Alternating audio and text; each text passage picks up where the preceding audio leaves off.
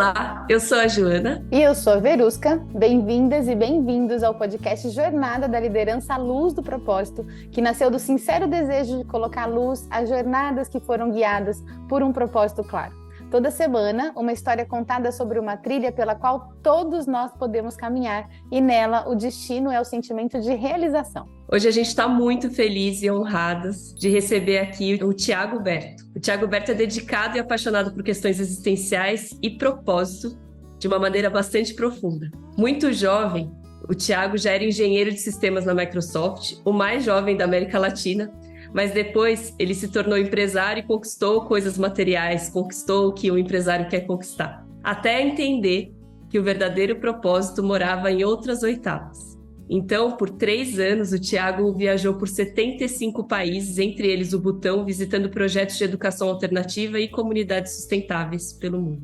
Quando ele voltou para o Brasil, ele fundou a Cidade Escola Aine, um espaço pedagógico em Guaporé, no Rio Grande do Sul, onde um dos principais direcionamentos é educar os adultos e deixar as crianças em paz. Seja muito bem-vindo, Thiago. Muito grato pelo acolhimento, pela gentileza das palavras e responsabilidade de escutar um testemunho da própria história, né? Mas é por aí mesmo. Então, muito grato, Verusca e Joana, pelo convite. Estamos juntos para tecer sobre a vida. No pouquinho que a gente descreveu sobre a sua história, a gente já quer aprender com você quais foram os sinais, né, que fizeram a tua jornada passar pelos lugares que passou e hoje inspirar, né, educadores a se deseducar, pais a se educar, crianças a acessar talvez uma outra forma de lidar com a chegada no mundo, com as suas habilidades. Então a gente está super curiosa aqui para entender como é que foi tudo isso, porque esse é o objetivo desse podcast, entender quais foram os sinais, né, que te trouxeram até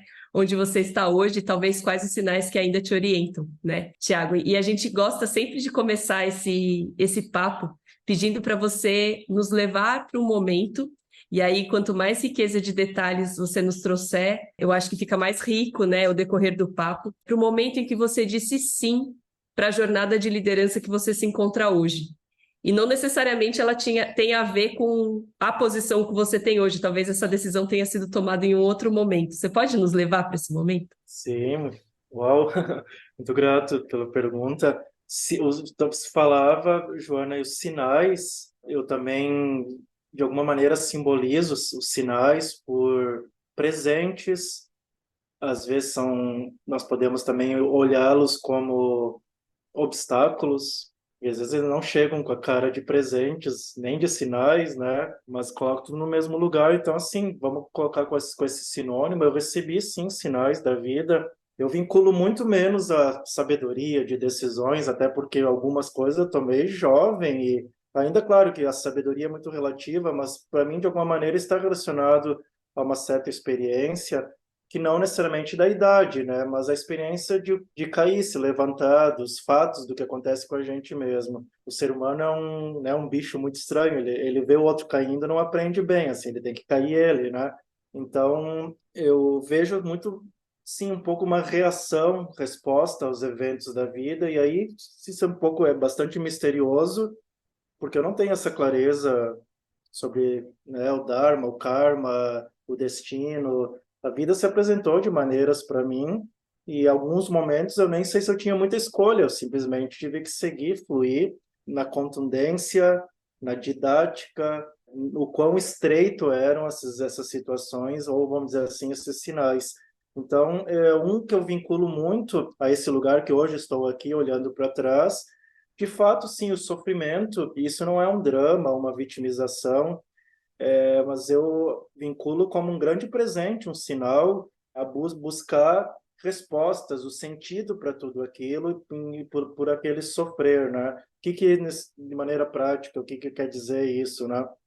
A minha vida na minha infância foi bastante desafiadora com a minha família, com meu pai em especial. Meu pai tinha muitos problemas de álcool, de drogas, e, consequentemente, isso daria para aprofundar, mas na constelação, o sistema familiar, com clareza, hoje eu consigo ver melhor, o quanto eu acabei ocupando um espaço que talvez não era de filho, né? De ser cuidado, de receber provimento, segurança.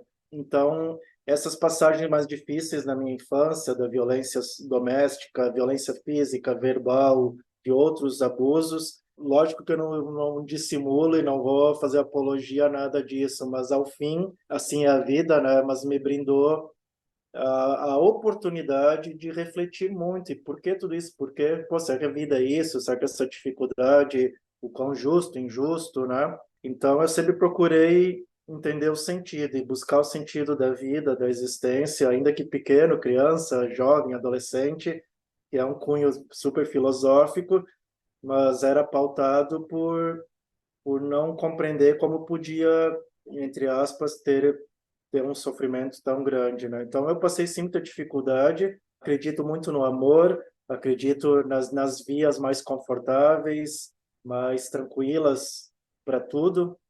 Me dá isso uma pauta na minha vida, uma referência para como eu quero ser como pai, como irmão, como colega, mas principalmente porque a referência que eu tive foi outra. Eu já agradeço a vida por eu não ter expressado esse sentimento de uma maneira que eu podia ir para um outro viés, né? Sei lá, bandido, achar que tudo bem fazer mal, né?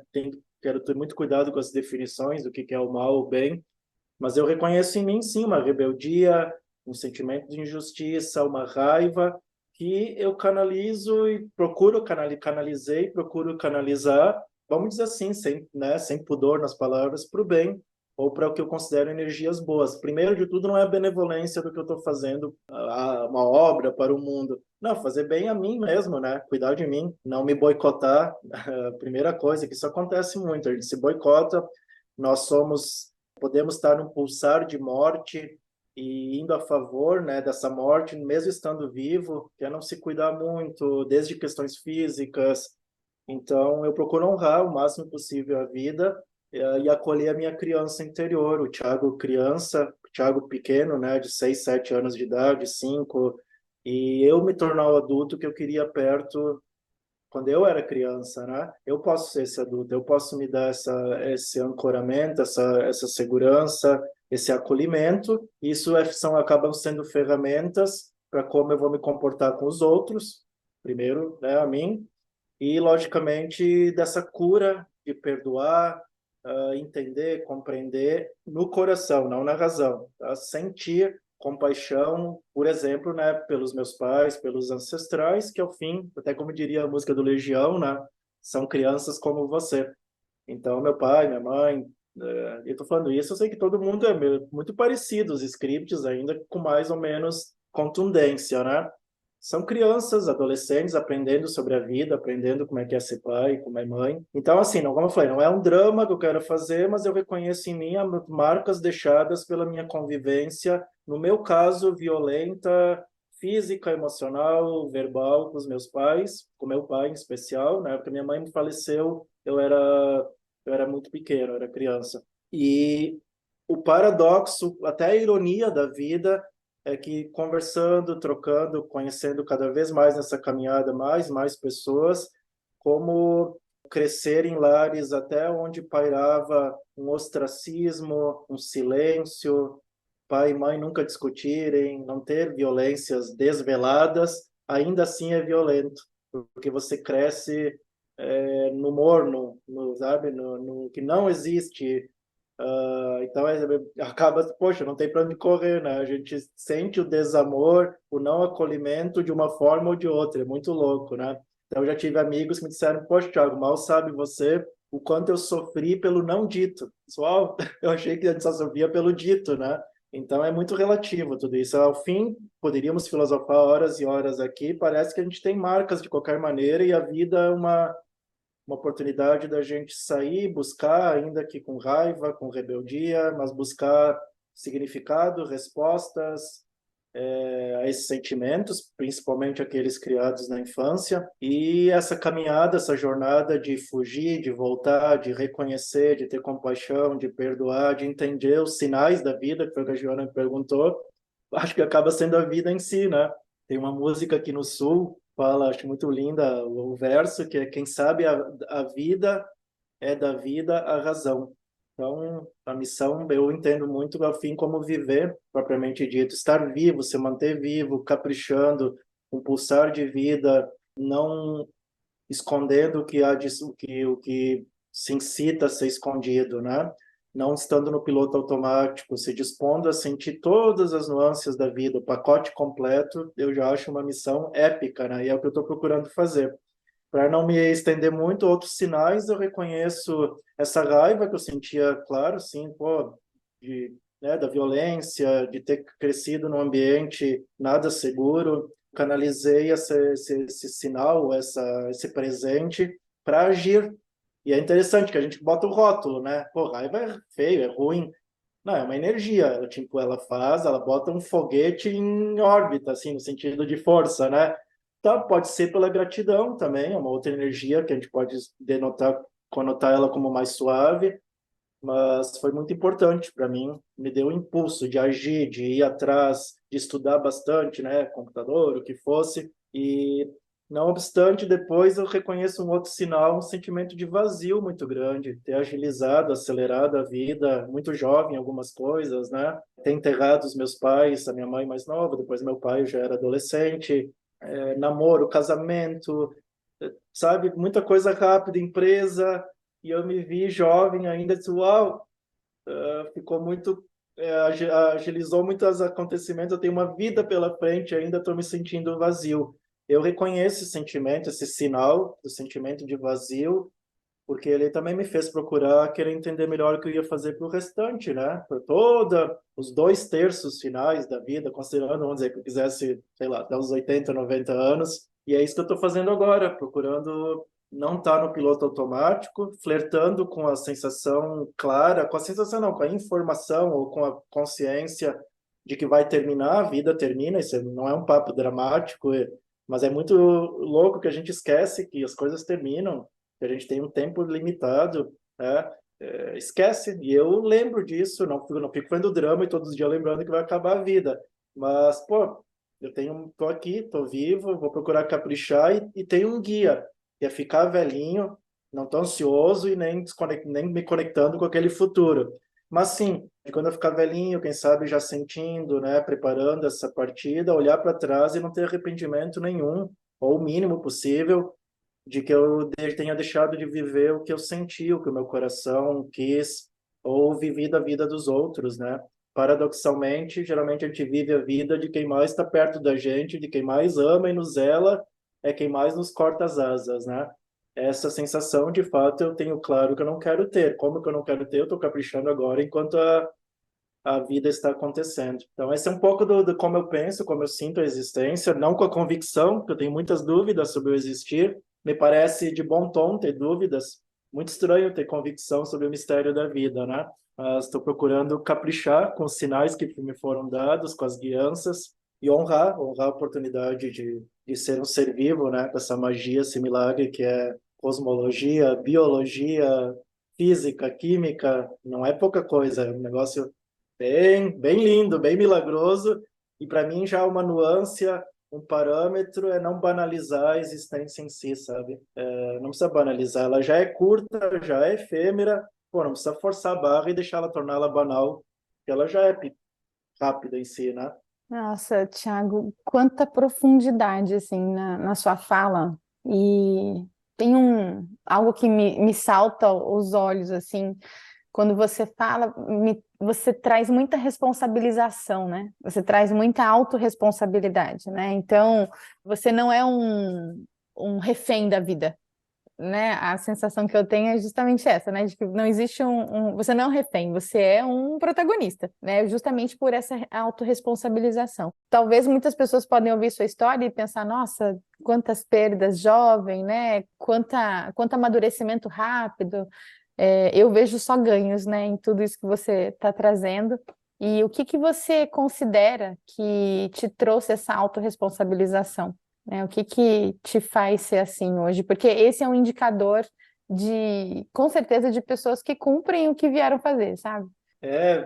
Tu tá fazendo a pergunta, Verusca, e lógico que a própria pergunta é um ensinamento para eu pensar, sentir, ter a resposta exatamente pronta, uma excelente reflexão. Tem muito que me vem a palavra aqui, o que faz sentido e o que não faz sentido, né? Não faz sentido para mim terceirizar nem a minha vida, nem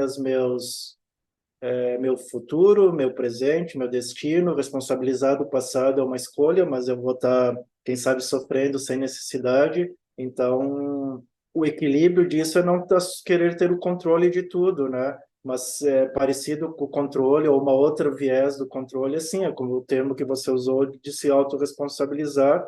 Colocar culpa e poder, que é muito parecido nos outros, não faz sentido para mim, né? Quem é culpado dos meus infortúnios, da minha infelicidade? Quem tem responsabilidade de me fazer feliz? De qualquer maneira, nos dois viés eu estou terceirizando isso, né?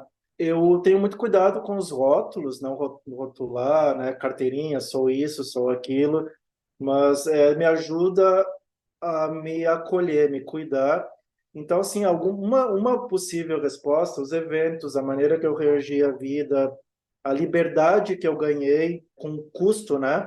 Eu tive a liberdade de não ser muito tolhido, porque qual foi o custo? Eu não convivi com quem iria me tolher, né? Eu saí de casa muito cedo, a minha mãe faleceu. Isso são acontecimentos, acontece na vida, tá? Não é se vitimizar, mas contextualizar. É um dos grandes paradoxos, né? Pô, eu queria ter, quem sabe, um ancião ancestral, pai, mãe, sei lá, para chorar no ombro. Pô, não estou sabendo o que fazer. Ao mesmo tempo, não fui tão tolhido. Então, essa liberdade, ela está muito relacionada ao senso de responsabilidade. Eu estava livre, eu faço ou não faço, não tem para onde correr, né?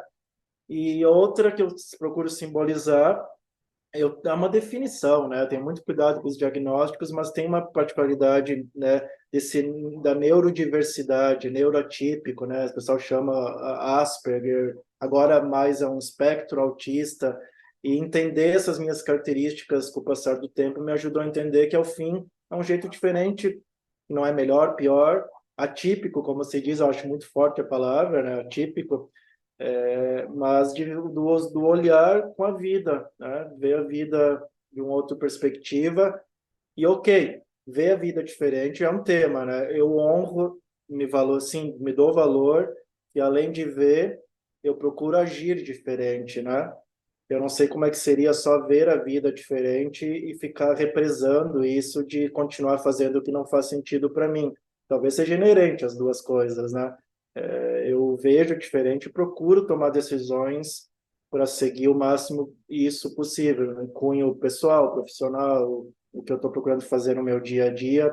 Não é tão romântico e poético, assim, tem um desafio grande, porque quando você não tem muita referência ou não encontra ressonância no externo, nas outras pessoas, junto vem, né? Juízo, julgamento, não compreensão. E eu reconheço em mim, não estou aqui para herói, como eu, vocês, quem está nos ouvindo, nos vendo, pô, é bom se sentir acolhido, acolhida, pertencente, fazer parte de grupos, se sentir reconhecido, não pelos feitos, né? Reconhecido por quem é, que é diferente. E você assumir uma postura na vida um pouco menos popular ou típica, ou padrão, né, nas escolhas, tem uma chance grande de ser menos aceito, acolhido, né? E aí vem, além da responsabilidade que você falou, confiar em seguir o coração, em quem é, na própria essência, né? Eu olho para trás, tem decisões que eu tomei de vida que me trouxeram até aqui, e agora eu fico, poxa, quem sabe não era para fazer isso, Thiago. Pô, podia ter feito diferente, mas tem uma coisa que eu não tenho dúvida. Naquela época que eu tomei tal decisão, e tomei a decisão hoje de manhã e ontem, eu estou seguindo o meu coração. Isso, eu estou em paz quanto a isso, né? Em todas as palavras que você usou, tem uma coisa muito curiosa que é a sua relação com a vida, né? Acho que quando você fala que é de alguma forma apaixonado ou dedicado a questões existenciais, né? O verdadeiro propósito tem um centro que é essa relação com a vida, né? Que até você toma muito cuidado, né? Como é que eu rotulo, como é que eu me posiciono aqui para também não ficar parado numa definição, também não ficar, não ter muitas certezas para eu poder florescer mais nesse lugar. Essa é a sensação que dá. Eu queria muito, e você usa muito a palavra capricho, né? Caprichar, que me chamou muita atenção. Eu queria muito que você nos contasse um pouco mais profundamente, né, nessa relação com a vida e trazendo o significado desses sinais, desses presentes, né, que poderiam ter sido vistos como grandes obstáculos e até ter levado você para outras decisões. O que é esse caprichar? O que que é essa resposta que você tem dado à vida? Isso é legal. São semânticas das palavras, e que interessante que capricho eu não tenho claro que em diferentes vertentes, historicamente, né, dos idiomas, eu acredito, podemos depois detalhar isso melhor, que até ela seja do latim mais específico, né? Então, como o pessoal fala que às vezes não tem tradução para saudade, né? E então esse capricho, que no espanhol eu sei que tem, que é a mesma coisa, o capricho, né? Faz muito sentido para mim, que é o esmero, né? Ter esmero de tentar fazer as coisas o melhor possível, bem feita. Então, contextualizando, assim, eu não consigo esquecer, é uma coisa muito factual para mim, a informação do milagre da vida. Para mim é muito claro. Isso aqui não é bem simples para a gente estar aqui. É muito profundo. Não estou remetendo a questões esotéricas ou de cunho religioso, não é isso. Posso, né? Mas não é o caso. Assim, o que eu creio, o significado que eu dou, eu costumo dizer, olha, o que cada um de nós cremos, crer, acreditar, é uma característica humana, né? Nos faz humano. A gente tem essa característica de acreditar em coisas, os bichos não acreditam, para eles é simples, né? O leão tá vindo, a gazela tá tomando água, ó, o leão tá vindo. É simples, ou não tá vindo. Não tem muito.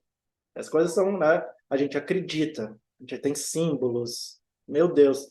Bom, o que me importa do que eu acredito, ou até do que as pessoas falam, respeitando o que elas acreditam, o que elas fazem com o que acreditam. Mas, olha, pessoal, eu acredito no Deus Pikachu, e não falando, não, nunca desmerecendo o Deus, mas eu quero dizer assim, eu acredito no, sei lá, nos Pokémon. Eu acendo uma vela pro Pokémon. Uma brincadeira, né? Séria, mas bom, o que você decide reverenciar, acreditar, o que me importa é o que você faz com o que tu acredita. Se você não faz nada de bom com o que você acredita, é ego, distração, ilusão, ego, nome que quiser dar. Se você não faz algo que você acredita, então, de maneira não só na crença, mas uma maneira factual, clara, pô, a gente é resultado de uma, sei lá, uma sorte, uma bênção, remetendo ao que for, muito grande para a gente estar vivo aqui. Então, assim, eu sou encantado, atônito, ainda apaixonado pelo que levou a existir a Terra. Nós somos raros, né? A Terra é rara, a princípio, pode ser que a gente vai ser uma geração que vai conhecer muito sobre a possibilidade de vida. Estatisticamente, pela matemática, é muito provável que exista, né? E ainda quando a gente fala existe, é no presente. Pode ser que já existiu, porque o universo é velho, né?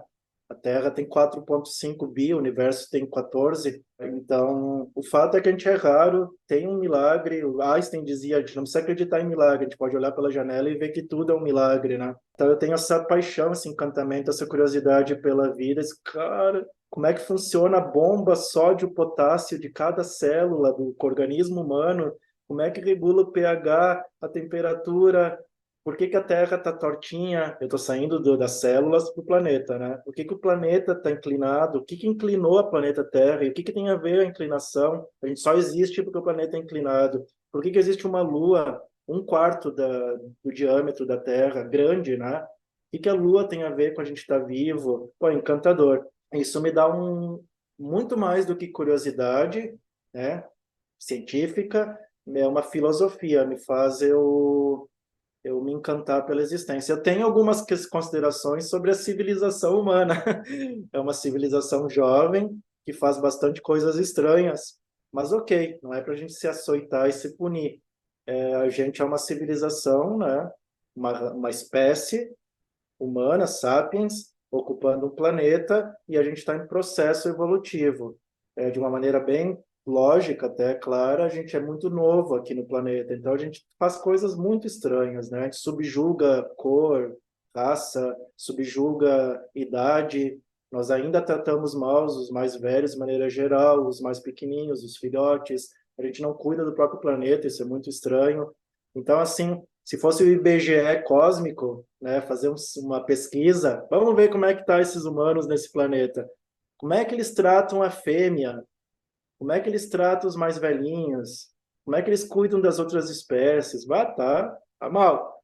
Mas não tem um julgamento dessa nota baixa, é porque eles usam fralda. Nós somos jovens, né? Então, a civilização, a sociedade humana é organizada de um jeito que eu não consigo normatizar, tem coisas muito estranhas, me salta aos olhos, matou aqui agora. E aí remete ao capricho. Se eu não tenho apego à vida, falei tudo isso para dizer, se eu falar com vocês, estou gravando hoje, e prefiro não, tá? Que nem o Caetano Veloso disse, eu não tenho medo da vida, da morte, eu só não quero estar lá quando ela chegar. Eu acho bonitinho isso. Eu não fico aqui fazendo também apologia a morrer, mas se eu precisar ir embora amanhã de manhã, tô pronto, tudo certo. Tudo certo. É isso, na verdade, que eu quero. Eu quero ir embora em paz. Não ficar com sensação ruim nenhuma que faltou, que eu não fiz.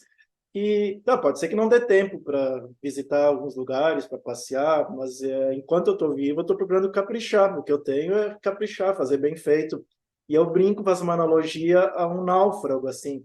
E pode ser só de caráter, de crença e curiosidade. Eu não sei se eu sou daqui, se a gente é daqui, se a gente veio de outra estrela. Não, cara, agora a espiritualidade para mim é ser gentil. Aquela velho clichê, né? Pô, cumprimenta alguém na rua, o garçom. Seja gentil com o garçom. Isso que é ser espiritualizado. O resto está viajando na maionese. Seja aqui, faz bem feito aqui, só para avisar guru, mestre, não sei o que, espiritual. Você faz cocô, faz xixi, é humano, tá na Terra, é aqui a experiência. Então, tudo que eu falo isso não é sobre ficar desconectando, tá? É aqui. 80 anos aqui, envelhece, reumatismo, dor, emoção, prazer, coceira, xixi, cocô, humano, aqui, fazer bem feito aqui. Então, se eu sou de outro lugar ou não, mas o sentimento às vezes pode ser de náufrago, um sentimento de voltar para casa, e tá tudo bem querer voltar para casa, um lugar, uma paz, ao céu, a essência. Bom, eu não vou voltar. Eu tô na ilha. A ilha está aqui na Terra, nesse mundo maluco. Cara, não, então relaxa, não adianta ficar chorando, acreditando que vai ter uma vida legal depois da ilha, serei salvo. Não, eu vou caprichar, fazer a ilha aqui, deixá-la bem parecidinha com a minha casa. Então, se metaforicamente, essa existência, essa vida, caprichar é organizar a vida, deixar bonita, o melhor possível. Não organizar no sentido, né, pragmático, mas deixar o melhor possível que eu posso. A vida, a minha existência e do meu entorno, lógico, né, assim, do que eu posso fazer. Isso não tem a ver com Madre Teresa, com heroísmo, com nada de mártir, né? Literalmente a ver com caprichar, fazer bem feito o que se pode fazer, né? Eu vinculo muito a obra de arte, além de deixar a ilha ajeitada, mais parecida com a minha casa, por que não fazer arte, né? Arte não significa só artes plásticas, música, cinema, pintura, né? Eu tenho uma analogia a isso, mas é fazer da vida uma obra de arte, pintar todos os dias, simbolicamente, né? O que eu me dedico hoje, uma escola para adultos e crianças, uma escola que quer inspirar as outras, tem a intenção de inspirar as outras escolas, posso falar melhor depois. Para mim eu tenho um tripé com uma moldura, não uma moldura, uma tela, e eu estou todos os dias pegando a aquarela, o pincel e pintando, escolhendo as melhores cores que eu posso, brincando com a mistura das cores. Pode fazer analogia, tocar violão, escolhendo os acordes. Não é sobre o bem que pode fazer a minha pintura, a minha música, ou achar que eu estou fazendo algo legal para o mundo. É um pouquinho, um passinho anterior. Eu estou caprichando, focando em tocar música e pintar. É isso que eu quero, fazer da vida uma arte, né? Não precisa, pode ser fazer pão, tá? Só para desvincular da ideia de artístico, né? Se isso faz bem depois para o mundo, é um segundo estágio, né? Eu vinculo muito ao exemplo da abelha. A abelha certamente não está preocupada em promulgar a vida e tudo que ela faz, e ela poliniza, e os mamíferos só existem, claro, outros insetos e tal, fazem esse trabalho, mas a abelha, na real, ela quer fazer o mel só. E ela fazendo mel, que é caprichando em fazer isso, ela faz bem um monte ao redor, né? Da própria fauna e flora, né?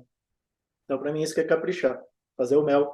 Que fantástico, Tiago, porque é comum, né, na nossa caminhada e na nossa busca, o clareamento dos nossos propósitos, a gente colocar muitas vezes esse lugar, né, de mudar a humanidade, né, mas talvez não colocar o nosso capricho, né, que é essa total dedicação, fazer com esmero, né, fazer bem feito, fazer boas escolhas, fazer essa arte mesmo naquilo que a gente está fazendo agora, que com certeza tem outras relações envolvidas, e nisso você já começa a fazer o bem como as abelhas, né, que você trouxe. A gente está curiosa de entender como é que foi a sua mudança ali? Então, teve muito jovem todo esse amadurecimento, mas teve um momento que você decidiu fazer uma transição, né? E essa transição talvez tenha passado por fazer uma grande jornada para conhecer o planeta Terra mais de perto, para conhecer os cantos da ilha, né? O que que você estava buscando, o que que você estava visionando, o que que você estava sentindo que fez com que você tomasse esse passo, né? De se desvincular daquela vida que você tinha construído e ir buscar algo.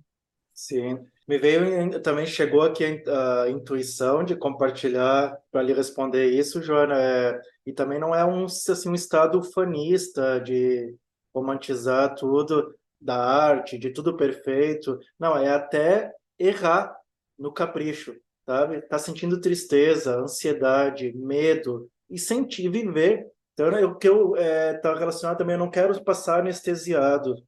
E a gente tem convites fartos no dia a dia, na sociedade, como ela é organizada. E, na verdade, marketing, mídia, consumo está muito relacionado. Estou falando assim, sabe? Tudo errado. Não, mas nos pega de um lugar justamente de atender um anseio que a gente tem de uma certa anestesia barra distração, né? Se distrair é muito parecido com se anestesiar, está muito correlacionado. E para a gente se distrair nessa vida é muito fácil. E quando vê, porque a distração nos faz perder também a perspectiva de tempo, né? Justamente, distrair-se, deixar o tempo passar. Pois, se você não se liga, passa 80 anos, não é 2 horas, né? Não é um dia. Passa 80 anos, a gente acorda e foi. Escorreu entre os dedos, né? Então, como a gente, sem se açoitar, faz parte não querer sentir coisas desconfortáveis, não tão filosófico, psicológico, até por nós sermos mamíferos, né? Outros animais também, mas mamífero tem um sistema, né, nervoso, com a forma como está estruturado. Pô, a gente não gosta de sentir dor física, claro, e emocional também, então a gente faz o que for necessário para fugir dessas dores, né? Isso não significa ser covarde, ser fraco, ser vítima, não. A gente tem uma estrutura, na verdade, ela é pró-vida, né? Escapa da dor. Dor é morte, dor é sofrimento, dor é não promulgação da existência. Mas, por outro lado, com consciência, porque o ser humano é consciente da finitude das coisas, ele consegue reconhecer esse belo, né?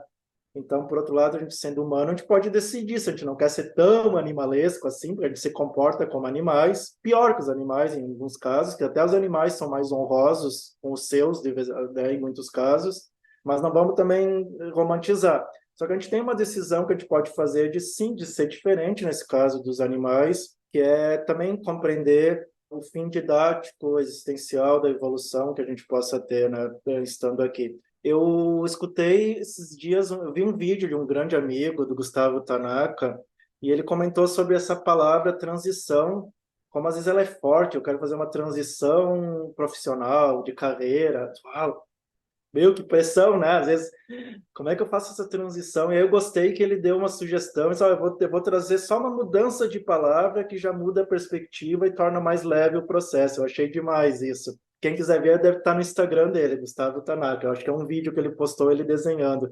Expansão de carreira. Expandir. Então, expandir né? Tu não deixa de ser quem tu é, engenheiro, engenheira, arquiteto, médico, que tu só está expandindo para outros lugares. Pô, eu vi, claro, fez bastante sentido para mim, porque sempre me perguntam muito, tá, então quando que tu rompeu, né, chutou o balde, fugiu, sei lá, dessa vida? Pô, nunca ressoou para mim, porque é a minha história, a minha vida, eu sempre, né, fui dos computadores, gostava de tecnologia, gosto até hoje, agora estou mais enferrujado, não, quer dizer, eu estou falando aqui de casa, parece um laboratório da NASA aqui, porque eu curto tecnologia, eu não me iludo assim, faz parte, ela é uma expressão humana, mas também não entro 100% de cabeça. Acho que tem outras coisas também muito lindas, né? Mas foi um processo. Eu montei minha empresa muito novo, né? Com 19, eu tinha montado uma empresa de tecnologia com um sócio, um grande irmão de alma. A gente, com erros, acertos, com tropeços, né? Foi profissionalmente se estruturando. Para mim, foi muito importante isso. Me deu uma primeira vez na vida um sentimento de estrutura, de segurança, né? Ter empresa, ter a minha graninha, não é fortunas, mas ter o meu recurso Então, tudo isso fez parte. É assim que eu vejo, eu olho para trás, é literalmente a sequência de um livro. Cara, o capítulo 10 não torna o 9 um erro, ou mudou. Não, eu terminei o capítulo 9, daí eu estou no 10, o 11. É uma obra, é minha vida, minha existência, como a de qualquer um, né? Então, teve um capítulo tal que eu fui empresário, e eu senti de finalizar, né, essa parte para poder escrever outras vidas, procurar ter o máximo de vidas dentro de uma só, já que é só uma e ela é relativamente curta, procurar viver outras experiências. Eu fiquei com a sensação de acordar com 80 anos e estava no piloto automático, né, meio que engolido e sugado pelos próprios acontecimentos, as responsabilidades da vida, né? Então, agora é um pouquinho diferente eu olhar para trás e contar, mas, né, de alguma maneira o que eu fiz foi isso. Eu foquei, surgiu a oportunidade de morar no Butão, o país da felicidade interna bruta, né? Eu disse, pô, eu vou morar um tempo lá. Não é fácil, não é tão simples, né? Como conseguir o trabalho lá? E aí eu comecei a ver uma intuição. Poxa, a empresa, nem sei se é justo para os meus sócios, eu tinha mais sócios na época, eu tenho a sensação que eu vou estar lá no Butão, não vou estar presente. Me veio uma intuição que hoje eu pondero. Poxa, Thiago, mas você é bem burro mesmo. Ou não burro não, né? Mas eu pondero. Para que eu fui vender a empresa? Podia ter ficado, sei lá, com 1% lá, deixa, porque é um lado racional, né? Do interesse, da esperteza. Eu pondero que eu não sei se foi a melhor decisão do mundo, se vão estudar essa decisão em Harvard, porque eu podia ter deixado, mas eu ia ter mantido um vínculo. E eu decidi não manter o vínculo. Não, eu vou voluntariar no Butão, encerro na empresa, vendo minha parte, sim, eu encerro o ciclo. Filosoficamente, hoje eu entendo que é uma obra de arte saber encerrar ciclos na vida. E não é fácil. Dá 2 milhões de medo. Não só medo, né? E esse é um exemplo. Racionalmente, era melhor eu ter mantido um vínculo com a empresa financeiro. Não, deixa a galera trabalhar lá, deposito na minha conta os lucros. Mas, querendo ou não, eu não teria encerrado o ciclo, né? Que foi importante eu encerrar o ciclo. E essa é a minha mensagem sobre a tua pergunta, Joana. Ciclos. Teve um ciclo que se encerrou para poder dar espaço para eu sentir o limbo de não estar em ciclo nenhum, ou esse era o ciclo, não sei o que estou fazendo. Começar outros ciclos, né? Isso tem uma simbologia para mim muito, muito importante. Ter coragem, ter tranquilidade, confiar, perder o controle e saber que, né, que a gente encerra ciclos. E vir para o Butão foi muito importante para isso. Eu não rompi nada, mas querendo ou não, o vínculo, assim, o Thiago, empresário, prodígio da tecnologia, orgulho né, da minha família, o Thiago enlouqueceu. A minha avó dizia isso, né? A minha avó, eu falo que ela é a simbologia da minha ancestralidade. Meu pai e minha mãe já eram falecidos, né? O Thiago tá morando lá no Sudão, não sei aonde, é o Butão, né? Deve estar com droga, é droga. Então, rompeu, né? Assim, uau, o meu habitat, o meu... E não romper de desonra, tá? Eu fui aprendendo muito a olhar para os meus ancestrais com muito respeito. Tô aprendendo, tá? Tudo estou aprendendo, não cheguei a lugar nenhum, que é uma ilusão achar que chegou em algum lugar. Então, eu fui morar no Butão, teve uma simbologia, estar comigo mesmo, chorar de vontade de vir embora, arrependimento, foi tudo importante. E depois eu comecei um outro ciclo, que é uma simbologia. Eu peguei o adolescente, Thiago, a criança, o adolescente, dei a mão para ele, papo de louco, né? Mas é uma metáfora. E nós fomos viajar o mundo. Me dei o tempo, eu tinha os recursos, eu não estava milionário, eu vendi meu carro. E torrei meu carro viajando. E toda vez que eu andei a pé, e hoje eu ando com um carrinho mega simples, e aquele carro que eu vendi era um carro, o meu sonho, né, de adolescente, que quem compra carrão, e não é pejorativo, é criança no corpo de adulto, né? Senão você não compra uma nave espacial. Quem compra Hot Wheels e o outro, né, o Buzz, são crianças, e ok. A gente é criança travestido de barba na cara, né? Só que convém adultecer. E hoje eu entendo que como adulto, e promulgo para os outros e vale para mim, quando eu estou na radicalidade, quando eu estou fazendo algo assim, cara, quem sabe minha criança está falando, né? Porque talvez o adulto que está adultecendo entende que o suficiente está bom, o austero, o simples. Simples não significa não ser confortável, tá? É compatível o conforto e a simplicidade. Talvez não precisa ser luxo, né? Enfim. Então, a simbologia de viajar pelo mundo foi um ciclo, um ritual de passagem. Eu não tinha vivido minha infância, minha adolescência, porque não deu. Nem festa, bebida, nada. Eu era dono de casa, cuidava das minhas irmãs, fazia comida, deixava a casa arrumada, até os 16 anos. Só faltou essa parte, né, de coisa de adolescente. Depois dos 16 eu comecei a trabalhar. E quando eu pude, eu caprichei. Eu vivi minha adolescência, mas não é bonito, tá? Eu fiz um monte de M. Mas de beber, de experimentar coisas, de fazer festa, de conhecer pessoas, foi importante, porque eu estava pendente essa adolescência. Então, viajar para mim teve esse significado. Depois, acabei me conectando, fui fazer voluntariado numa escola, e aí já estou engatando com, né, com a outra parte do significado de viajar. Como a vida é incrível, né? Os tais dos sinais e os acontecimentos, assim. Já estava viajando há um ano e pouco, senti de voltar ao Brasil, mas quis dar uma passadinha ao meu adolescente, quis ir em Machu Picchu, em Cusco, né? E chegando em Cusco, eu disse, pô, vou ficar uns 20 dias aqui, curtir a cidade. Fui fazer voluntariado numa escola para, literalmente, minha família se perguntasse o que eu estava fazendo aqui. Não, estou voluntariando em Cusco, ninguém me incomoda. Eu fui só para fazer voluntariado, para passar o tempo aqui. Poxa, a vida é incrível, né? Eu cheguei numa escola para voluntariar, e naquela escola, eu disse, cara, já era. Cheguei a me arrepiar, assim. Eu já sei, eu vou voltar para o Brasil e vou me dedicar a fazer uma escola bem, o termo que eu uso, assim, eu tenho cuidado, mas bem maluquinha, né? Que inspire as outras escolas. E é isso. Eu vou fazer isso quando eu voltar para o Brasil. Depois eu acabei, né, mais tempo visitando outras escolas. E aí foi um outro significado. E não foi de encerrar ciclos, nem de convidar meu adolescente, o ritual da adolescência. Foi me vincular a um foco, ao que eu acreditava. Eu vou visitar escolas pelo mundo, aprender o que eles estão fazendo disruptivo, diferente. Eu não gosto muito do termo alternativo na educação, mas enfim, disruptivo. E quando eu voltar para o Brasil, eu vou começar a fazer uma escola. A escola, para mim, hoje é uma tentativa de fazer arte, de aprender, de me curar nas relações e dar sentido para eu acordar na segunda de manhã. Vocês podem falar, nós estamos gravando numa segunda. Hoje de manhã eu acordei, eu olhei, pô, tá fazendo um dia bonito aqui na Serra.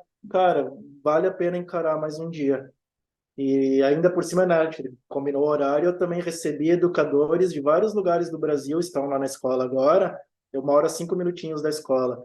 Faz sentido para mim e tem a ver com a ideia de 12 anos atrás, 11 anos atrás, foi 2012. Eu vou criar uma escola que toque o coração dos outros educadores das outras escolas. Caprichar bem nessa escola, mas não se achando a última bolacha do pacote, né? E nem se tornar uma bolha social. É importante que ela toque o coração de quem venha visitar. Então, hoje eu estou gravando com vocês e está acontecendo isso lá, né? Então, isso para mim faz muito sentido. É difícil resumir, Joana e Verusca, as respostas. Tá Não tudo resuma. bem. É. Não resuma. Maravilhoso. A gente quer os detalhes mesmo, Thiago.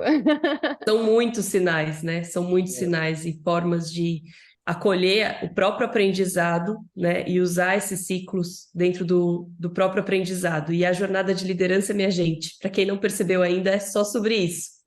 É a sua própria jornada de cura, como a Verusca sempre fala, né? Os feridos, eventualmente, se tornam curadores, mas precisa realmente dessa canalização de uma emoção verdadeira, uma emoção que realmente te motiva e que constrói as suas relações para que isso aconteça, né? Porque acho que o Tiago trouxe muito isso, né? Quando ele fala, eu poderia ter ido por outro caminho, mas eu escolhi, né, honrar o milagre da vida, né? E ter uma relação caprichosa com a vida, ele está transformando o que poderia ser chamado em feridas em processos de cura que com certeza vieram com muitos presentes, né? Não só para ele. Então, quando você fala sobre tocar o coração de outras escolas, de outros educadores, Tiago, como a cidade Escoline tem feito isso?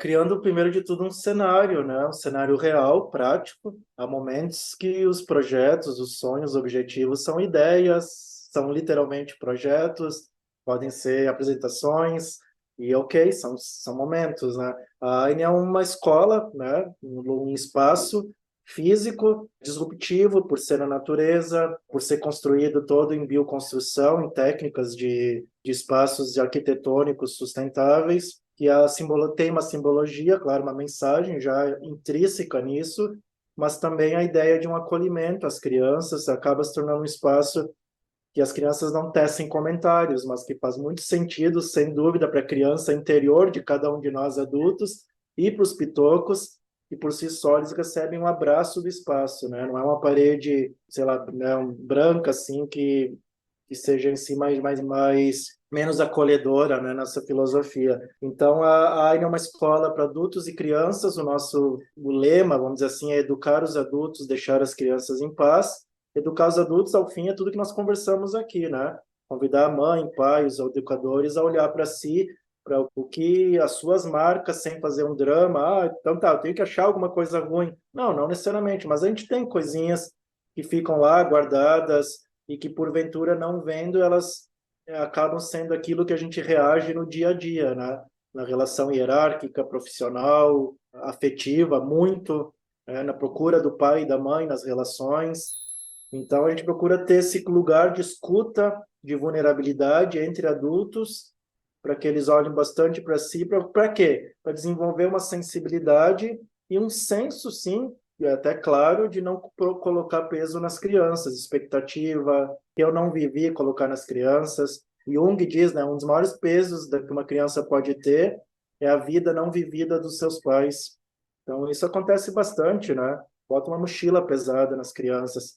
Esse trabalho com a AINE de maneira prática, que são com as formações, com as desformações, a gente brinca, desconstruir muita coisa na educação, visitas, cursos, vivências que a gente faz para grupos, cursos online, e a gente acaba criando esse lugar, espaço para trocar muito com educadores do Brasil todo. Já de pronto, já convida quem está nos vendo, nos ouvindo, para vir até a Serra Gaúcha presencialmente, participar de alguma atividade nossa, vai estar apoiando a AINE a existir e também, certamente, se inspirando, se dando um presente de um tempo de autocuidado, de inspiração, de encorajamento. E quem não puder vir presencialmente, nós temos também os cursos, a nossa mensagem gravada, né, no mundo digital, online, para quem não possa, porventura, ainda vir nos visitar.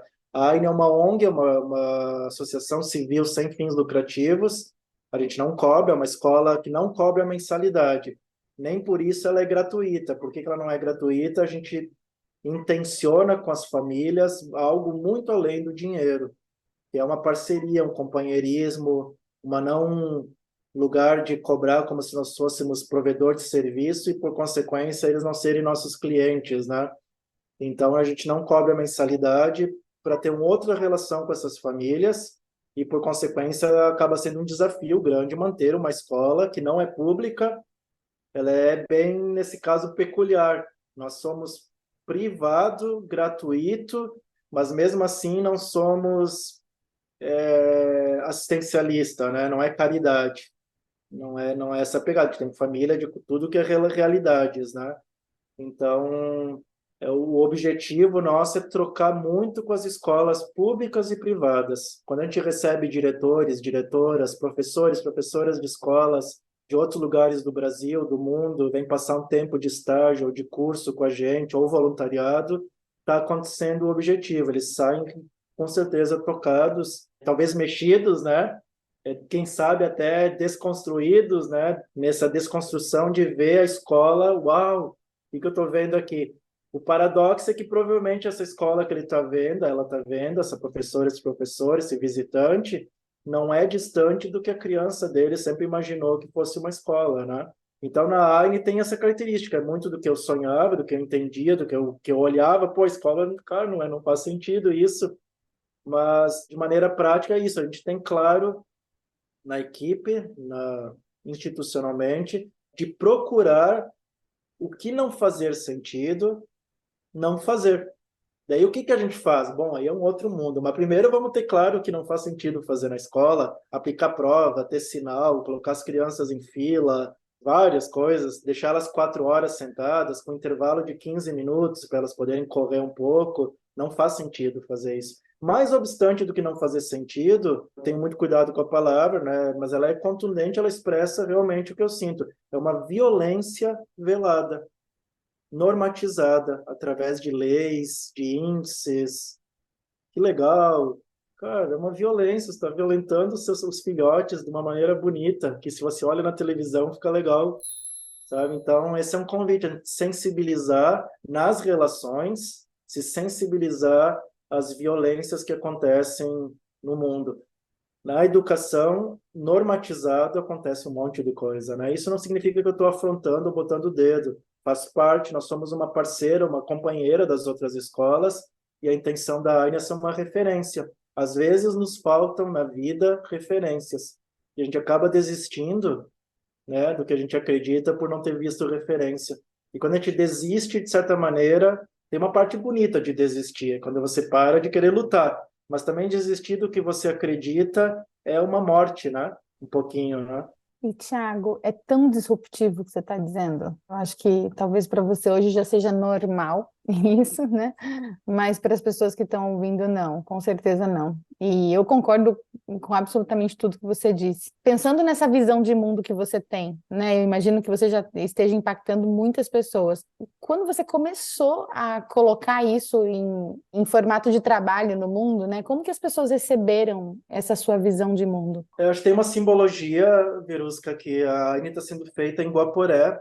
Não era o lugar que eu menos pensava em fazer, né? Eu morava em Porto Alegre, na capital, né? E quando eu voltei a morar no Brasil, naturalmente, de pronto, é voltar a Porto Alegre, né? E acabou os sinais. Pô, se teve sinal, foi esse.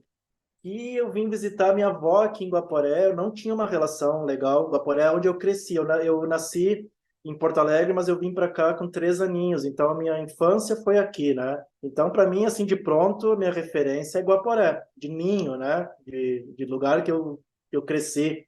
Mas eu não gostava daqui. Eu tinha... Guaporé, nem pensar. Cidade pequena, conservadora. Eu quero ir para o mundo, né? E olha só, olha onde é que eu estou agora, né? Eu moro aqui há 8 anos e dos efeitos colaterais de viajar pelo mundo, que eu costumo dizer com muita alegria e honra, é que desenvolveu o respeito, ver o mundo me brindou o respeito, desenvolveu o respeito ao meu ninho, a ver que aqui também tem valor, é muito legal de maneira prática, tem coisas muito boas. E eu tinha, dentre outros medos, o medo de voltar para a cidade pequena. E hoje para mim faz total sentido morar em cidade pequena, né? No mato se desse, mas né, eu moro na cidade, Guaporé é bem pequenininha, né? Então, simbolizando por isso, claro, quando eu comecei aqui em Guaporé, teve sim muito, dá um susto, né? O pessoal julga, é o novo, né? E também teve um aprendizado. Eu receber, né, esse julgamento, essa crítica das pessoas, esses malucos, não sei o quê, e ainda mais contundente do lugar que eu cresci, né, de todos os lugares, mas específico daqui. E hoje também celebrar e ter esse carinho de ver, pô, que bonito o processo. A Aine tem 8 anos. Dá para ver, né, dá para gente ver claramente como foi atenuando, o pessoal foi desenvolvendo carinho, meio assustados, às vezes vem ver a escola, simbolizando na cidade, tá? Mas isso a gente de maneira assim no Brasil, né, na América, no mundo, a gente vai tendo essas interações. Às vezes ela pode dar esse susto porque ela é disruptiva, mas com um olhar sensível, com calma, dá para ver que a gente não está falando grego, né, nada. É super natural, simples, assustadoramente simples o que a gente faz. Não tem nada de revolucionário nesses termos e é muito bonito o processo. As pessoas vão vendo que há momentos na vida, há vezes, que a gente simplesmente está de frente com o belo. Eu não estou definindo esteticamente o belo pelo preceito filosófico do Renascimento, né? Florentino. O belo, o amor é belo, é bom, é justo. Tem vezes que está tudo bem, não é um perigo. Você só está vendo algo legal, só para não ficar o belo, né? Estigmatizado, é uma coisa boa. E a Aine tem a intenção de ser uma coisa boa, com erros, acertos, confusão. Somos humanos, né? Conflito, ego, briga, tem de tudo, tá? Não é o lugar dos Budas, mas tem a intenção de fazer algo bonito, fazer algo que soe como amoroso, né? Para as crianças, sem dúvida, e para os adultos, né? Tiago, a gente está se aproximando do final e a gente sempre gosta de pedir para que você expanda a sua visão e nos leve para o momento onde ela alcança o máximo. Se você pudesse nos levar para um momento onde a visão da escola, onde a sua visão, né, de relação com a vida pudesse alcançar o máximo, o que a gente vê acontecendo? O que a gente vê acontecendo nas relações, com as crianças, com os espaços, com a educação? O que tem na sua mente? Sem dúvida, deixar as pessoas serem, respeitar, outorgar, assinar embaixo. Eu, mãe, permito você, meu filho, minha filha, ser quem você é. Eu, companheiro, permito você, minha companheira, ser quem tu é. Não vou tentar te moldar. De maneira prática, nas relações sociais, um profundo respeito a todos, né? Eu não vou ver. Então, olha o antagonismo da visão. A visão minha é que eu não vou ver o mundo que eu sonho. Eu estou fazendo parte da transformação, da evolução, e é uma ilusão. O mundo está passando por uma transformação desde que ele foi criado. A gente tem ideia que agora que é a mudança. Não, tem vulcanismo, placa tectônica, confusão, meteoro, e a vida que se extingue, não 100%, mas né, volta. É uma confusão desde que começou, está sempre mudando. É muito pretensão, não, porque agora o quê? Sim, tem uma característica. Nós somos o presente dessa dimensão, né? Vai saber o que existe aí. É irrefutável. Nós somos o presente. O topo da minha visão é nós somos o presente, temos a possibilidade de assumir a responsabilidade de sermos dignos, porque não existe um futuro bom sem um presente com dignidade. Não existe criança que vai melhorar o mundo, o futuro do mundo são as criancinhas. Não existe, pessoal, se não tiver um futuro digno, um presente digno. E dignificar a vida não tem a ver com dignidade no meu entendimento, de necessidades básicas atendidas, entende? Uma vida digna, comer, ter abrigo, isso aí é, claro. Dignificar, que eu quero dizer, bem nesse português aqui, é você dignificar a realidade que é a gente estar aqui, a vida em si, né? Então, eu acredito que eu não vou conseguir ver pelos 40, 50 anos, não me parece um tempo ok para ver as transformações que eu acredito que a gente pode... A evolução natural do que a gente vai fazer, a gente tem a ideia que a gente está aqui, pegando um caminho errado, e o caminho é esse, né? E devia ir pela direita, estamos indo pela esquerda. Dá uma conotação de erro. E como é que a gente sabe que a gente está errado? É muita presunção, até isso, achar que a gente está errado. Nós estamos evoluindo como civilização, né? Me parece que vai ter o que demora, milhões de anos para evoluir. Mas eu quero estar em paz, que eu estou dignificando a minha existência. É isso que é a minha visão, né? De maneira prática, eu sonho que as escolas, em especial da rede pública de educação, municipal, estadual, da União, expressem políticas públicas mais respeito pelos filhotes, né, da nossa espécie. Essa é uma visão mais clara, institucional, né? Não significa assim, botando o dedo, tá? É horrível. Não, é que quando as escolas demonstrarem respeito, e brincando com vocês para finalizar, os ET vão dizer, opa, estão tratando os filhotes melhor. Tá? Pode ser rede escola privada, não precisa nem ser escola, na sociedade, né? Lembrando que não é diferente da gente entender que a gente deve cuidar dos velhinhos, dos anciões, dos humanos mais, né, das gerações passadas. Não é diferente de cuidar das outras espécies e cuidar do planeta. É tudo a mesma coisa, né? E até do cuidar do próprio corpo. Tudo igual. É tudo a mesma coisa, na verdade. Muito grato pelo convite, pela oportunidade de a gente conversar aqui, por poder me expressar. Ser ouvido é muito bom, né? Saber que a gente está sendo escutado no que sente. Nós e quem esteve nos ouvindo é que agradecemos, Thiago, pela tua jornada, pelo teu posicionamento, a tua relação com a vida. É realmente, né, nesse espaço da tua relação tem realmente uma nova escola de acolhimento e de espaço para a criança, para a vida, para o que a gente pode fazer com muito capricho. E também para adultecer, né, que foi um termo que você usou aqui fundamental, né, para a gente adultecer com saúde, né, de forma integral. Então, se você se conectou, se a sua criança se conectou e o seu adultecimento se conectaram com a história do Thiago, fique com a gente, porque toda semana a gente procura trazer uma história que contribui para esses passos e principalmente une a gente nessa caminhada. Então, todo domingo às 21 horas a gente traz uma história que passa por uma trilha que todos nós podemos caminhar, já estamos caminhando e cujo destino é a sensação de realização. Até lá. Tchau, tchau.